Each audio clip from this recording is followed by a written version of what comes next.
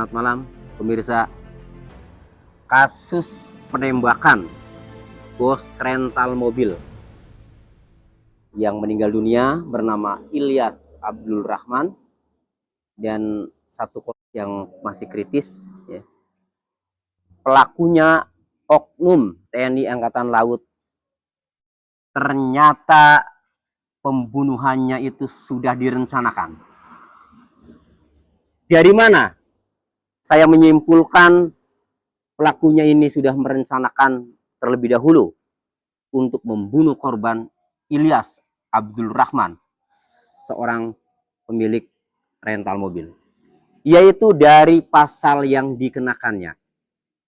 Jadi konferensi pers yang dilakukan oleh Puspomal kemarin menerangkan bahwa Sertu AA dan KLK atau kelasi kepala BA itu dijerat dengan pasal pembunuhan berencana atau pasal 340 KUHP.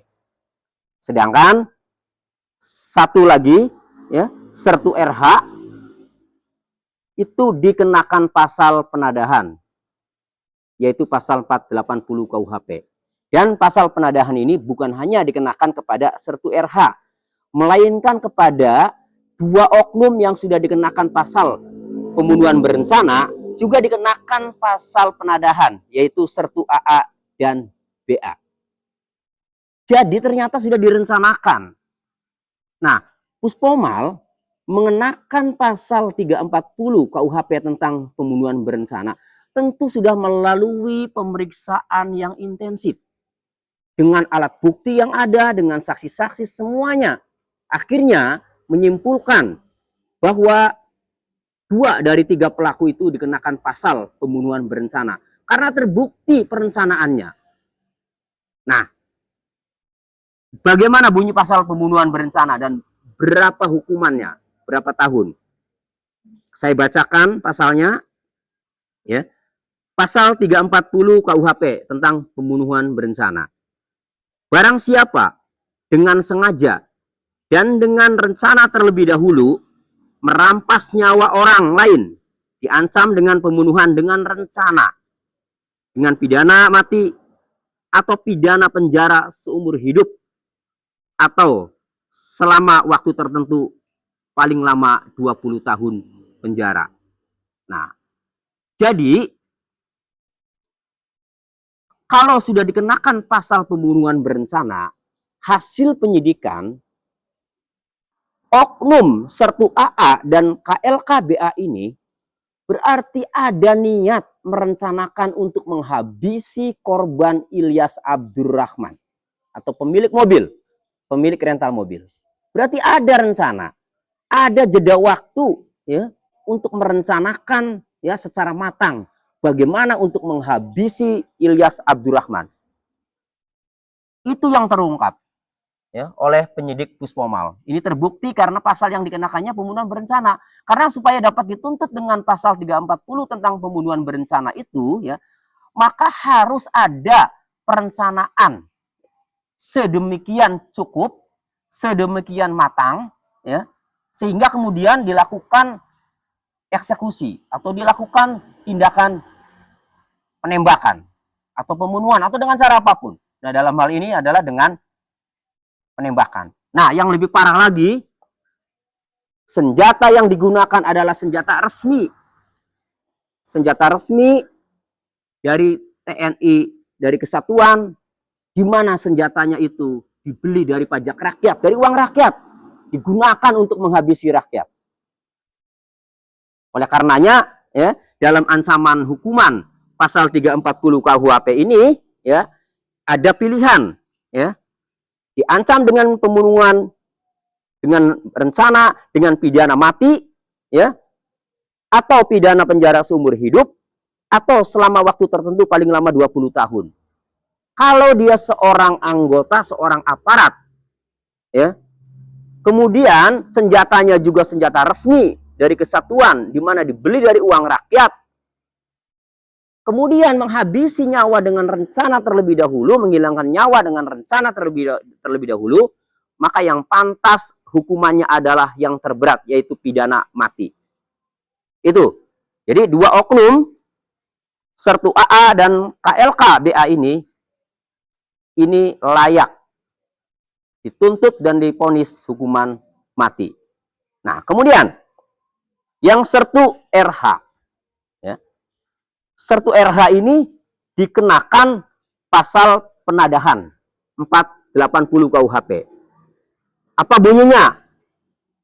Bunyinya, barang siapa membeli, menyewa, menukar, menerima gade, menerima hadiah, atau untuk menarik keuntungan, menjual, menyewakan, menukarkan, menggadaikan, mengangkut, menyimpan, atau menyembunyikan sesuatu benda yang diketahui atau sepatutnya harus diduga bahwa diperoleh dari kejahatan penadahan. Nah, jadi Sertu RH ini, ya, setelah hasil penyidikan Puspomal, berarti Sertu RH ini, ya, dia dengan sengaja membeli, ya, atau, ya, menyimpan, ya, atau menyewa, atau menerima gade, atau menerima hadiah. Nah, kasus, ya, mobil Brio milik bos rental mobil ini ternyata kan dibeli. Berarti dengan sengaja, ya, membeli barang yang diperoleh dari hasil kejahatan. Ya. Untuk dapat dikenakan pasal 480 ini, ya, itu tidak mesti tahu bahwa barang itu terang-terangan hasil mencuri atau hasil tindak pidana atau penggelapan. Tidak harus tahu seperti itu. Ketika, ya, barang itu harganya dijual di bawah harga pasaran, maka seharusnya curiga bahwa barang ini, ya, diperoleh dari hasil kejahatan atau bukan. Apalagi, mohon maaf, misalnya BPKB-nya nggak ada, ya, atau dengan alasan BPKB-nya misalnya belum diambil dari leasing atau bagaimana. Tetapi kalau harganya itu di bawah pasaran, ya, maka seharusnya curiga bahwa barang itu, ya, bukan barang yang terang kalau menurut penjelasan pasal 480 KUHP. Nah, jadi penyidik Puspomal ini melihat, ya, hasil penyidikan bahwa dengan sengaja Sertu RH ini, ya, membeli barang yang diperoleh dari hasil kejahatan dengan sengaja.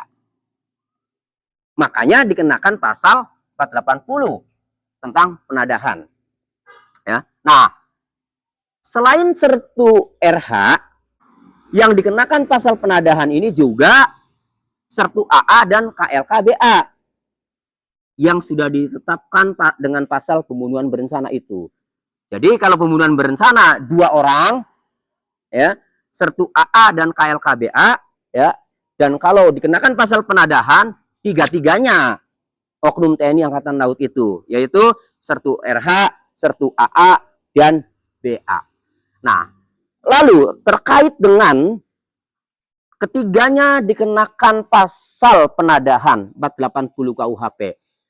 Jadi, kalau oknum TNI itu dikenakan pasal penadahan, berarti barang atau kendaraan mobil Brio yang dibeli oleh oknum TNI itu, seharga 40 juta itu diperoleh dari hasil kejahatan. Nah, berdasarkan keterangan dari pihak Polda Banten, ya, ternyata memang sudah menetapkan 4 orang tersangka sebagai pelaku penggelapan. Ya. Siapa saja? 1, berinisial AS. AS ini berperan menyewa mobil Honda Brio ke korban Ilyas Abdurrahman. Ya. Kemudian setelah menyewa, mobil itu diserahkan kepada IH untuk dijual. Itu peranan AS. Nah, kemudian yang kedua IH. IH ini berperan menyuruh AS untuk menyewa mobil Brio kepada korban. Nah, kemudian peranan IH juga setelah menerima mobil dari AS itu menyerahkan kepada RM. Cuma IH ini berdasarkan pemberitaan ini kabur sehingga masuk dalam daftar pencarian orang atau DPO. Nah, kemudian RM ya, setelah menerima mobil ya dari IH ya, RM ini kemudian menjual kepada IS seharga 23 juta. RM ini berdasarkan pemberitaan juga kabur sehingga dimuat dalam daftar pencarian orang atau DPO. Kemudian yang keempat IS. IS ini berperan menjual mobil kepada sertu AA. Nah, jadi itulah 4 orang ya, warga sipil yang ditetapkan sebagai tersangka dengan perannya masing-masing ya. Yang 2 ditangkap, yang 2-nya lagi masih DPO. Keempatnya ini dikenakan pasal 372 KUHP tentang penggelapan. Saya bacakan bunyi pasalnya. Barang siapa dengan sengaja dan melawan hukum memiliki barang sesuatu yang seluruhnya atau sebagian adalah kepunyaan orang lain, tetapi yang ada dalam kekuasaannya bukan karena kejahatan, diancam karena penggelapan dengan pidana penjara paling lama 4 tahun. Nah, jadi supaya dapat dituntut dengan pasal penggelapan ini, memperoleh barangnya itu bukan dari kejahatan, tetapi dari pinjam atau nyewa. Kalau dari kejahatan ngerampas ya berarti namanya pencurian dengan kekerasan, atau dari hasil mencuri ya namanya pencurian. Nah, ini nyewa. Jadi nyewa itu kan bukan kejahatan. Jadi memperolehnya bukan dari kejahatan melainkan dari nyewa ya. Dari pinjam atau nyewa. Nah, kemudian dihilangkan dengan cara dijual kepada orang lain ya. Itu. Nah, jadi lengkap sudah ini kan.